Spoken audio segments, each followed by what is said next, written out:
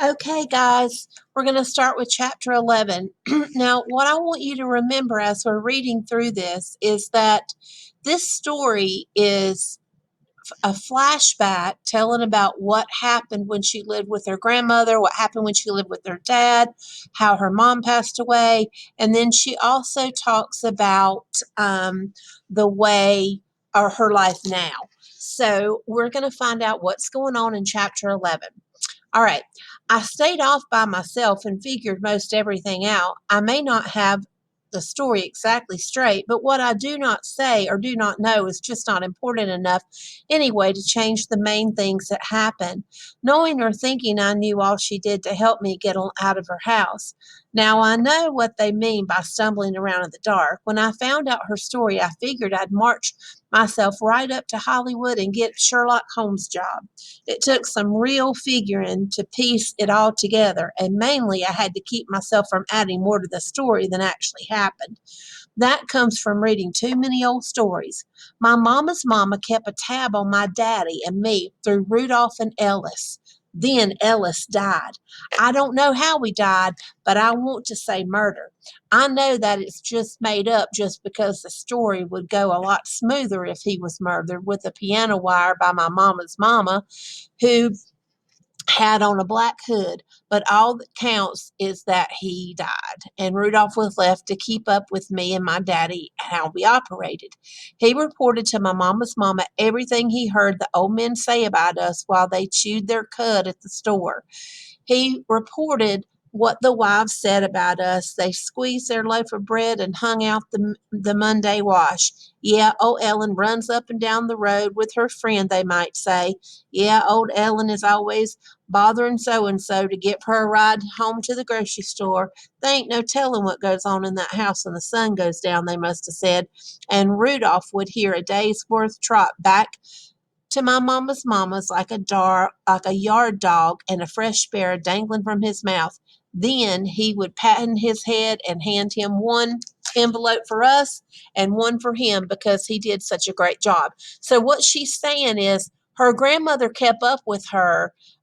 She had two people kind of looking after, not really looking after them in a healthy way, but just checking on them to make sure things were going good.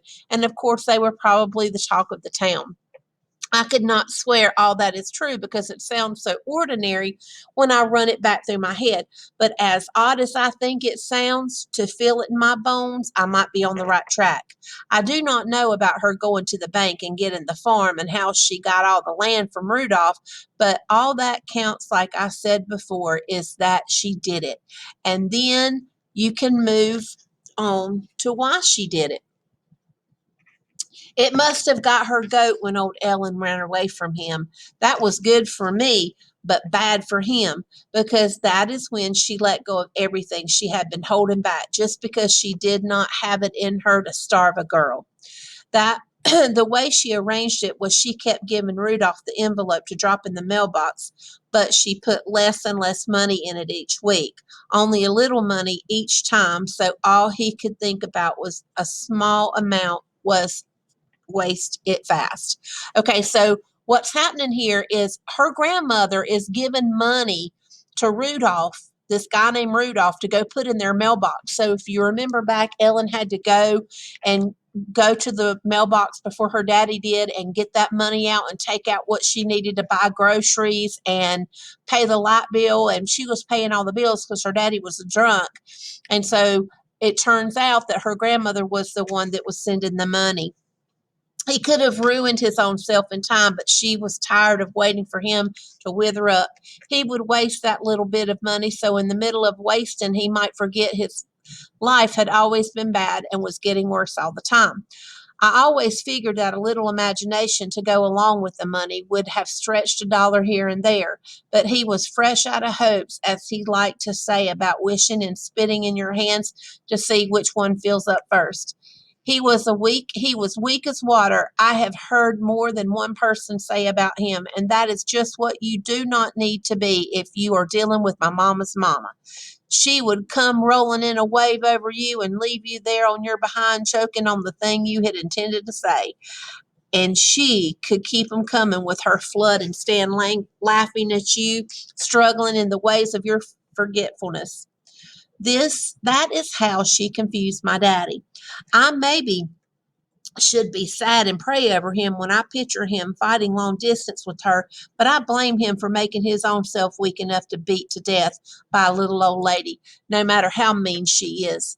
Men and daddies are not supposed to be like that, but if you pet and groom your strong heart long enough, you will turn it into a dap lap dog heart. But on the outside, you still try to show off how brave you are.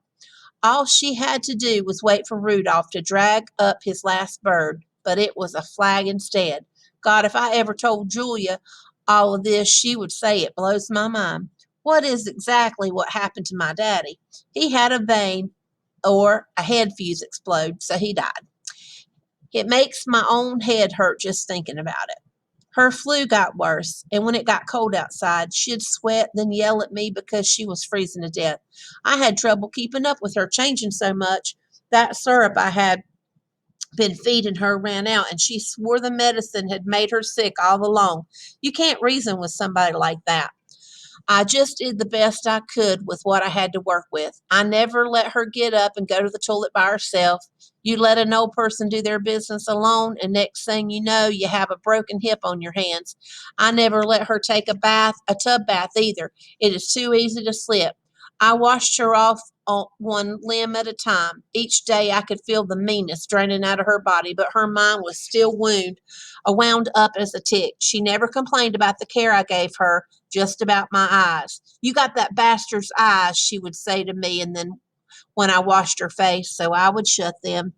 Okay, so guys, I want you to understand she's taking care of her grandmother. Her grandmother has gotten really sick, and poor old Ellen is taking care of this grandmother who's calling her daddy a bastard and saying she looks like him, and she's taken such good care of her. I mean, it says a lot about Ellen as a character. Like, I feel so sorry for her. It makes me want to just take her to my house.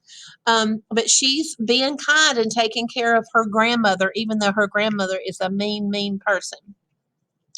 I cannot help my eyes, is what I wanted to say to her, but I just said to myself, I will look after this one good, and I will not let her soul push me around this time. But what if I let her die tonight? What would folks think about us here in this house together, her dead and me alive? Lord, it can't help happen because it has happened before. She won't die while I'm in charge. So that tells you right there she's probably blaming herself for letting her mama die. But her mama didn't. I mean, it's not her fault. Okay, I will let her sleep, but I'll wake her up if she starts to die. I hope she can give me some warning. This is what I should have done with the first one. Go ahead and stir yourself awake. I might have woke you by accident, but with all the good sleeping I let you have should count for something. Go ahead and cough hard. You wake up now. I want to ask you a question. Like what? Well, I know you hated my daddy, but what about me? Why can't you see I'm not like him? All I know is when I look in your face, I see that bastard and everything he did to my girl. But I did not do anything, I say back to her, and wonder at the same time why I said that, because we all know it is not what I did to her, but what I did not do for her. And her gate is flung open, and there is nothing left but the hearing of all she has to say to me. Why, you little bitch, you set up in that house like the world owned you for a living, in cahoots with your damn daddy. I know all that went on. You laid up in that house with your daddy's buddies. I'm surprised you don't have some little babies hanging off your titty. That's terrible, gosh. But you left before I could get both of you at one pop. You and your daddy let her take them pills, or more likely drove her to it, and then you left her to die. And then somebody comes to my house and tells me how they found you all laid up next to her like an idiot. But hi ho, I got you now. You might have run out before that bastard got what was coming to him, but I swear you'll never stop paying for your part. All the people who said things about me were wrong, I told her, but it was no use. just like when you were standing there with the smoking pistol you found beside the bleeding man, and you try to tell the police you found him there and you got a good reputation. This is just a terrible accident. So I decided the rest of my life I was making up for it, whatever it was, whatever I decided one day I actually did. One day, if I ever sorted good from the bad of the memories that I wish was true.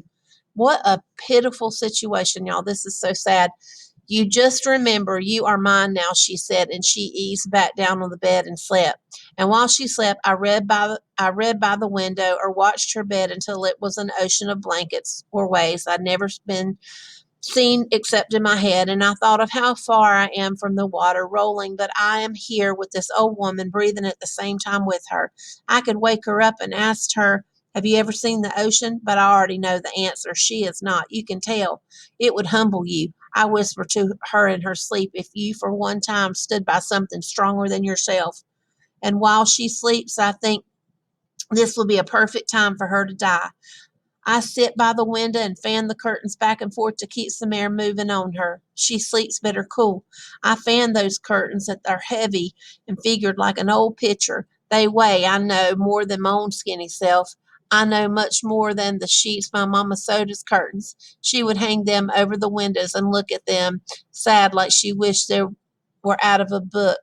And these that do not let in much light. My mama sleeps most of the time, and all she says, clear for me to understand, is you best take better care of me than you did your mama.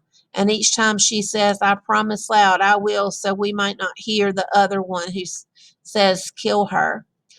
I did not kill her, just like I did not kill my mama or my daddy. She died in spite of me. I tried to make her keep breathing when she stopped. I blew air in her like I should. She did not live, but at least I did not slip into a dream beside her. I stood by the bed and looked at her dead in the face, pleasant now to trick Jesus. I said to her, the score is 2-1 now. I might have my mama's soul to worry over, but you've got my daddy's and your own. The score is 2-1, but I win. I stood over her, hoping she was the last dead person I knew for a while. Wow, poor Ellen.